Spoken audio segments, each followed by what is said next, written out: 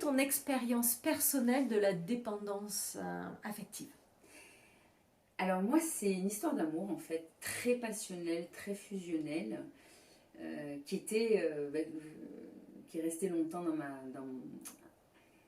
engrammée en moi comme étant l'histoire d'amour de ma vie, avec l'homme de ma vie, l'âme sœur, mon double, mon jumeau, flamme jumelle, enfin tous les noms qu'on peut mettre.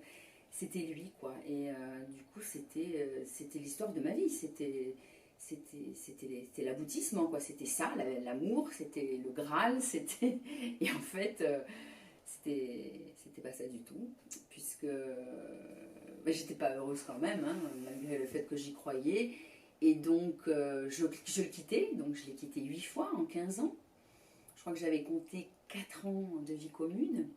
Et quand je partais, pensant que ça y est, j'allais pouvoir vivre ma vie, etc., c'était impossible. J'étais complètement dépendante, en fait.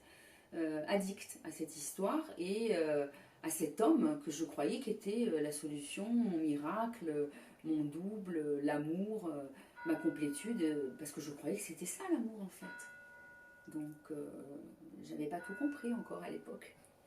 Et donc après ces 15 ans, qu'est-ce qui s'est passé pour que tu le quittes et que tu changes? En fait, un jour, je suis rentrée en connexion avec moi, vraiment, profondément. J'étais en train de conduire, hein, mais je me suis connectée à l'idée, tiens, si je le quitte là maintenant, demain. Et en fait, j'ai ressenti une pulsation, une énergie de vie incroyable, mais tellement incroyable que je me suis dit, mais waouh, mais oui, mais c'est ça que je cherche en fait, c'est ça que je veux.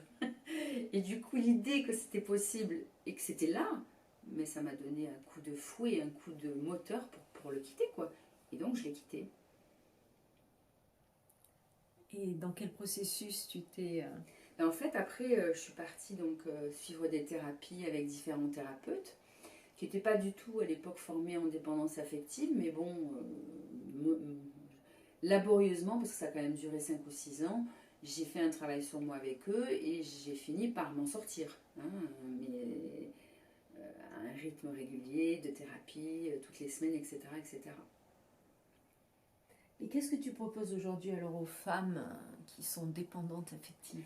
Alors en fait, déjà moi, mon expérience, c'est ce qui fait qu'aujourd'hui je suis capable d'accompagner quelqu'un parce que j'ai traversé la dépendance affective, j'ai mis le doigt dessus, j'ai compris les mécanismes pour moi dans ma vie et puis surtout j'en suis sortie. Donc aujourd'hui je suis une femme, ben oui, je peux dire que je suis une femme libre, je décide si j'ai envie, quand j'ai envie, avec qui j'ai envie, si j'ai envie de vivre seule, si j'ai envie de vivre accompagnée, je crée ma vie en fait.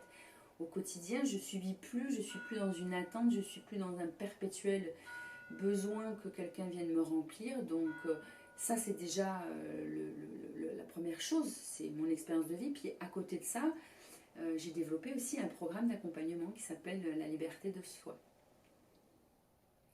D'accord. Et comment est-ce que concrètement tu aides ces femmes et surtout comment elles peuvent gagner du temps avec ton programme? Alors justement, ce qui est important, c'est que à la différence des autres thérapeutes que moi j'ai rencontrés, j'ai vraiment cette expertise et ce programme, je l'ai développé pour que les personnes que j'accompagnerai, les femmes que j'accompagnerai, se reconnectent à elles-mêmes. Donc qu'elles soient dans un processus, à la fois un travail personnel, en toute autonomie, où elles font vraiment des exercices au quotidien, un travail sur les relations pour voir vraiment qu'est-ce qui est en jeu, quel mécanisme de la dépendance s'active dans leur vie, etc. Comment, où, pourquoi.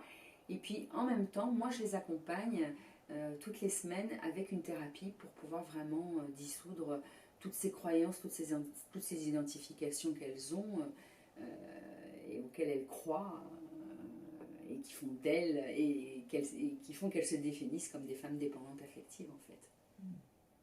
Merci. Merci.